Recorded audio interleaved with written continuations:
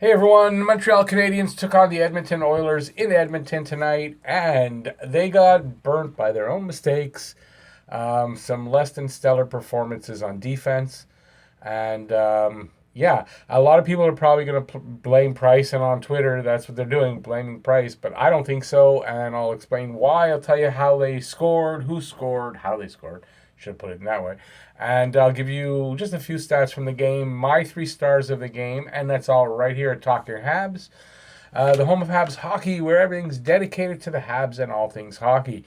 So if you want to see more videos like this, all dedicated to the Habs, subscribe, ring the notifications bell, and that's gonna notify you of all my videos as they come out, and that's gonna give you your daily fix of blue, blanc, rouge. And while you're at that, subscribing, give a thumbs up if you like the video, and leave me any comments you may have about the game, any aspect of the game, any questions you may have in the comment section, which is also down below. Okay, so game starts out pretty quickly for Edmonton, because at 1:30 in, McDavid, he scores. He burns by Sherratt, and cross ice pass over to Draisaitl, and score. Not an easy cross ice pass like that. Very hard to save. It was I'm not even sure. I think that was a 2-on-1. If not, it was like a 2-on-1. Anyway, I don't blame Price on that goal. Cross ice, like I said, he didn't have much chance. 6:01. Neil goes off for tripping. It was in the. I wrote Neil because Neil plays for Edmonton. Wheel goes off for one of his 2 tripping penalties, and he did this one in the offensive zone. It's a dumb penalty to take, you know. Oilers power play is really good. They were at 29.8% coming into the game. Thank God Montreal kills off the penalty. At 11:51, Archibald tips in a puck in the crease after Price made a couple of nice saves, but once again, you know, it's a tip in.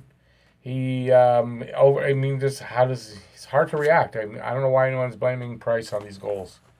Archibald, his second goal from Bear. It's 2-0 Edmonton. I was gonna say, okay, 12:28, Deneau takes a penalty right off the face-off. Holding penalty. I'm not sure who. I didn't see the actual play. All I saw was on the face-off. I think this was the holding call. His stick gets caught. He's trying to bring the stick down, and he gets caught on. I don't know who the other guy was on the other side, on the Oilers guy. It gets caught on his wrist, and he kind of holds him down. But I don't know if he realizes where it's caught and everything. But I think that's the holding call. I didn't see any other call. Honestly, I didn't. I don't know if that was a good call. But it works out good for Montreal because, and I didn't write the time, but not too long after, Montreal gets a turnover to Petrie in the defensive zone. He races up the ice and he fires it past Koskinen for a shorthanded goal. So it's Petrie's 4th, and it's 2-1 for Edmonton. So Montreal's coming back, I hope. So it was another slow start for Montreal to the game. Last 2, same with Calgary and Vancouver for sure. First periods, it looked like they were going to lose, but yet they came back. So here again, started off horribly. Really didn't start off looking good, but I didn't lose faith at this point, and they're starting to come back. So 9 shots for Montreal, 15 for Edmonton. So Edmonton's out shooting Montreal, and so Price must be doing okay. 2 power plays for Edmonton, no goals. Next period opens up. Not much really happens till 6:40. I think his name is Caleb Jones.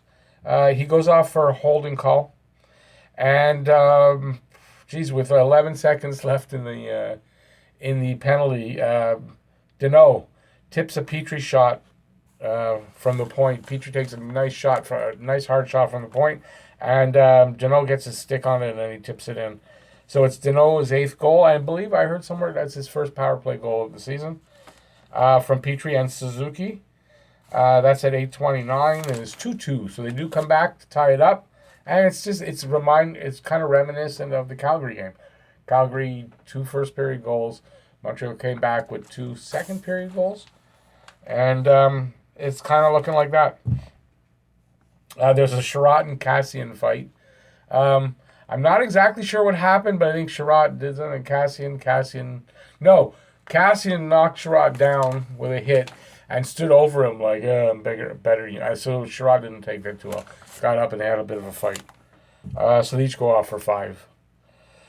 Wheel takes another tripping penalty, second tripping call. And, both times, it's not like he tripped the guy like, oh, dumb thing to take a tripping call. What was dumb about it was he wasn't careful with his stick. He wasn't careful with it, and the stick caused the trip. He didn't really go to trip somebody, but the stick got in the way, guys tripped. It's a tripping call. So very dumb, and I'll tell you, the kind of game Wheel had, I would think at this point, you sit him for next game. I hear Mete's back, by the way, next game. Just came to my head. So we'll see. Okay, then there's a bad pass. Again, I didn't write the time. Bad pass by Weber. That creates a turnover at center ice near the middle. McDavid, I guess Draisaitl got the assist. So Draisaitl must have got the turnover. Or Nugent Hopkins. I don't know. Nugent Hopkins and Draisaitl with the assist. I remember just one pass up to McDavid. Maybe I'm wrong. He takes the pass at, I think it's just in the center of the ice, like the neutral zone, but like right in the middle. And he crosses the blue line. And he breaks in and he dekes Price. So he breaks in, I don't know if he goes like that, or I think he came in off the right side. And he comes in and he dekes Price, and Price just barely doesn't get a skate to the post. And McDavid puts it in. I didn't even write what goal. I don't know how many goals McDavid has. Anyway, it's not a big deal. It's 3-2. It's a power play goal. And doesn't look good at this point. So Montreal pours it on, though. For the last 2 minutes, they just pour it on. Shot it. I don't know how many are getting through, but they do catch up in shots. So they probably got a few through here. And but nothing, they can't get anything past. So it's 11 shots for Montreal, 3 for Edmonton, not very many for Edmonton. They each have a power play goal. Third period. Okay, so they have a whole period to come back. Montreal, they're a good comeback team so far this year.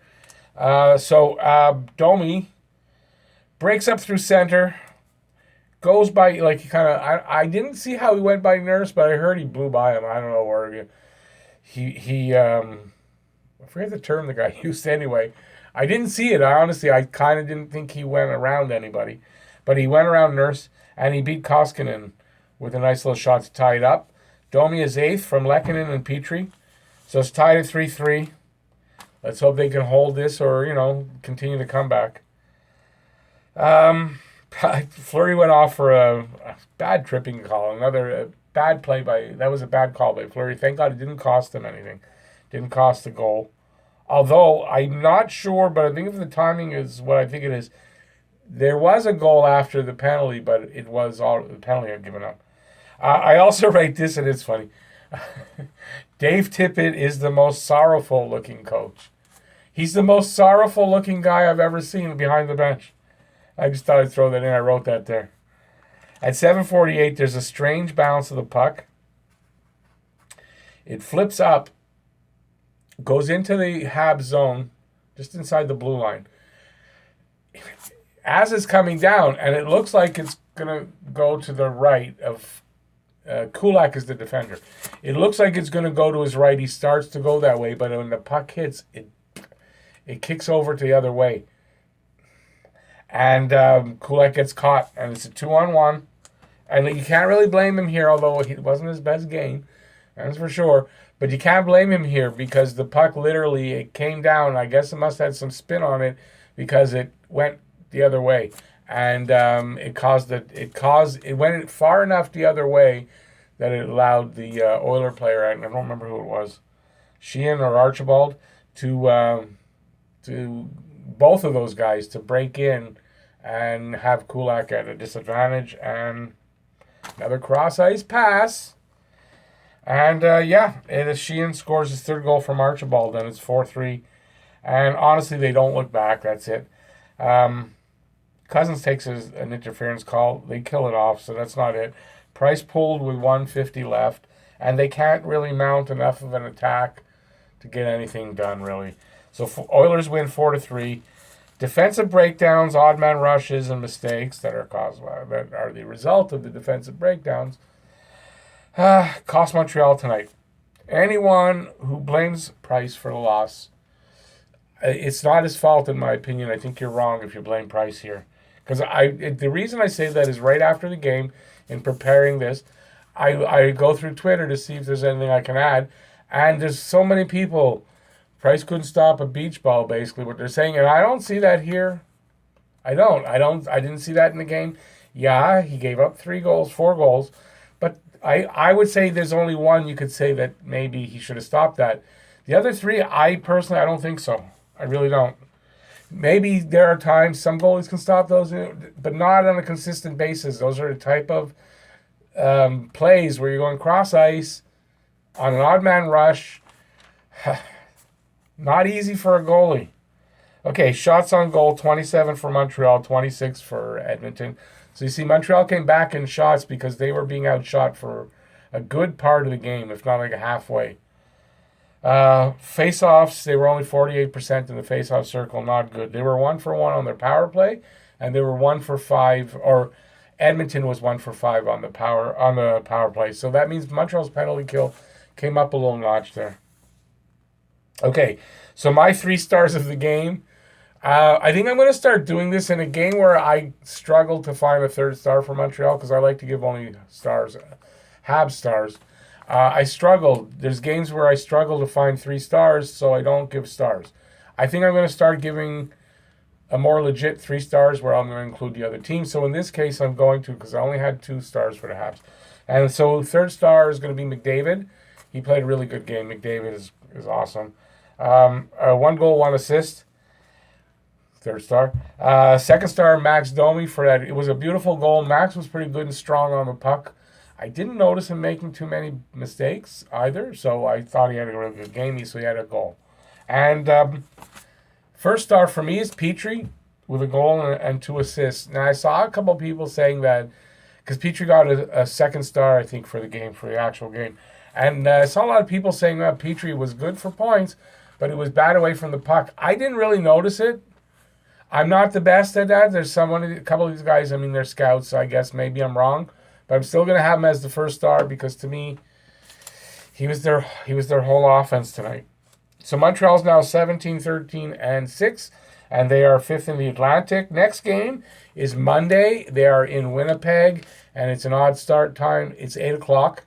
So it's an 8 o'clock start Monday in Winnipeg. I'll be on the air as long as I don't have any technical problems. Anybody who missed my live stream, really sorry. The app I use just wouldn't log into YouTube, saying I am invalid account yet. I was on YouTube on my phone and on my computer, and yet it's just the app's done it to me before. So I'll be on the air 8 o'clock on Monday, and it'll be the last game before the Christmas holidays. They'll be off on the 24th, 5th, and 6th. And so sorry it's gone so long. If you like the video, give it a thumbs up. And while you're doing that, subscribe, ring the notifications bell, and that'll get you your daily fix of Blue Blanc Rouge from me at Talking Habs. And see you next game. And like I said, I'll be on the live stream. Hope to see you there. So go Habs, go, and bye, y'all. Oh, by the way, I guess I should say I'm putting 2 videos up here. You might want to check them out. Hopefully I'll put something interesting that you like. So once again, go Habs, go, and see you guys next game. Bye, y'all.